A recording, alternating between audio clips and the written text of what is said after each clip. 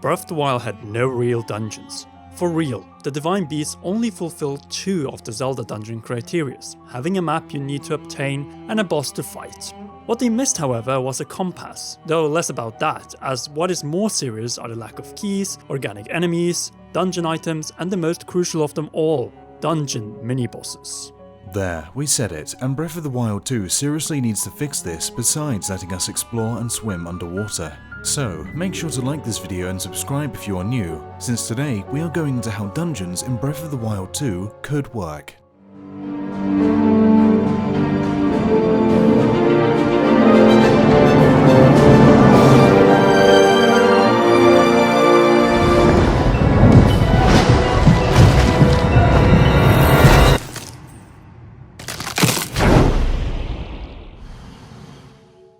As we have established, one of the big questions regarding Breath of the Wild 2 is if we will see real dungeons. Yes, Breath of the Wild has left us worried, but this little Zonai glimpse in the reveal trailer of its sequel gives us hope.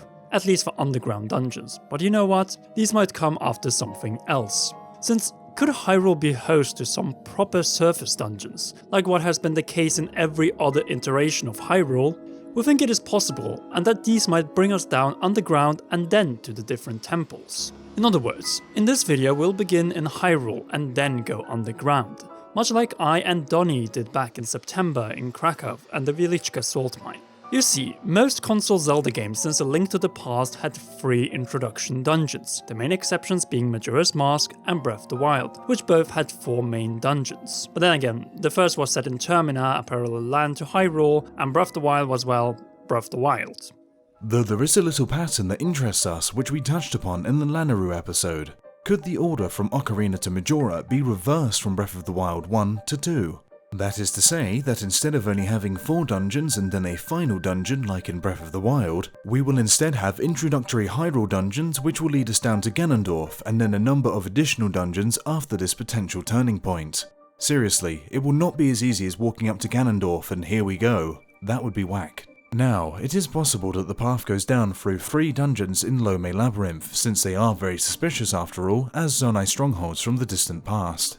It is also fascinating that all 3 are located in Borderlands, Gerudo in the south, Hebra in the north, and Akala in the east. After obtaining the Barbarian set from these and receiving the blessing from the 3 monks of the shrines, it appears that there is nothing left to do here, so it wouldn't come as a surprise if Breath of the Wild 2 uses these structures as a pathway underground and Ganondorf. But if those structures are not dungeons, it is more likely that we could see some traditional temples based in Lanayru, Eldin, and most importantly, Faron. This might also be the preferred order, which would differ from the typical 3D Zelda structure where we begin in the forest, then go to visit a volcano or a mountain, and first then end up in a water or water-themed temple. Skyward Sword being a noteworthy exception. In this system, the water-based dungeon is the last before the turning point, but a more story-driven Breath of the Wild 2 might mix things up and make the water-based temple the first we visit, and the Zonai jungle-based dungeon the last before we enter underground. Or it might be a combination of the 2. 3 Zonai Labyrinth dungeons first to get down to Ganondorf, and after the turning point have temples both underground and on the surface of Hyrule. There are a number of combinations that the Zelda team might be working on for the game, including one that also included the Divine Beast, which model can be admired in the Hateno Ancient Tech Lab. This Divine Beast was no doubt supposed to serve a purpose, but based on the fact that we only have a model, it is likely that A. It was never constructed by the Sheikah, B. Was forgotten, or C. Was an Easter egg left behind by the developers to indicate all the scrap Divine Beast designs found in creating a champion. Anyway, it is possible that this Divine Beast was supposed to play a role in Breath of the Wild's DLC 3, but we all know what that ended up as. In other words, Breath of the Wild 2 has quite a number of dungeon types to select from. Divine beasts like in Breath of the Wild, non-linear dungeons like Breath of the Wild's Hyrule Castle, Lome Labyrinths, and traditional Zelda dungeons, or something brand new, similar to what Divine beasts were in Breath of the Wild. And in this regard, we don't think staying away from the norm is a bad thing, as long as we see more variety than just having another round of puzzle box Divine beasts. An argument in favour of greater variety in Breath of the Wild sequel, besides the obvious tease in the reveal trailer, is the fact that Hyrule will be reused. That is to say that the development team needs to dazzle us with something new that will offer many hours of discovery and exploration. When the landscape of Hyrule will remain the same, more Divine Beasts will just hurt the game. Dungeons, however, both on the surface and underground, will greatly add to the game and likely change how the sequel will be played. Since the Divine Beast lack pretty much everything, and you can't bring us another load of disappointment. The development team knows this, and that's why they likely teased that Zonai dungeon-like entrance in the reveal. It must have been deliberate, as for Breath of the Wild, we didn't see close-ups of the Divine Beast until late 2016. Here we got a glimpse of them in the reveal.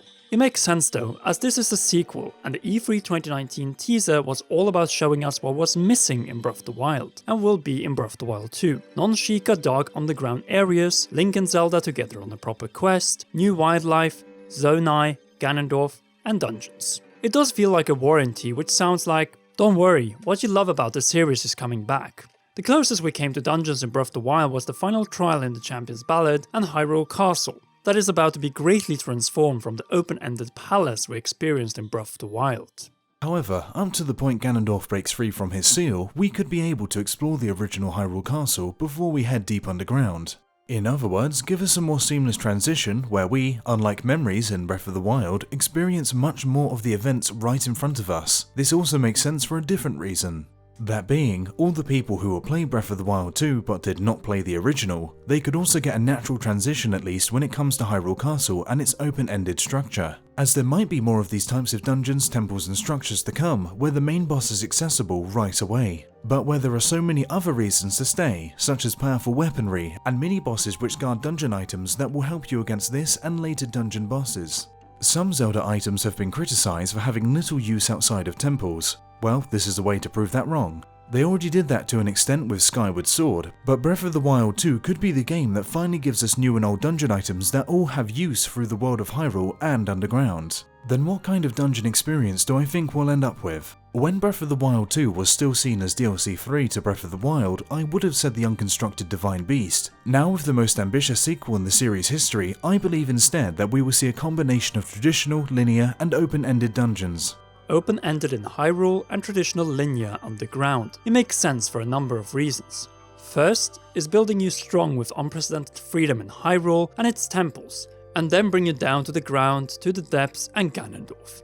This way the game can offer us more Breath of the Wild Hyrule Castle experiences, but also deliver on what the first game was missing, traditional dungeons. Say that in Hyrule we are free to tackle any open-ended dungeon in whatever order we like, much like in Breath of the Wild. During this time we slowly build a path or gain necessary keys to go underground, similar to what we did in Hyrule Castle before the final battles. We collected items and powerful weaponry. Only this time we will also destroy a number of bosses in locations that will have greater variety than the identical exterior and interior Sheikah Jummon design and the Blight Cannons. Remember, the Divine Beasts were Sheikah structures. Thus in Breath of the Wild we did not enter a single Zora, Goron, Rito, Gerudo or Korok specific temple, which we all know that different races likely have, based on the history at least of Zelda games, but were not instrumental to the prequel quest of destroying Calamity Ganon. Yes, the Divine Beast and Breath of the Wild 1 were the prequel. Now we are in the true quest to take on Ganondorf, or if you prefer it, the endgame in the era of the Wilds.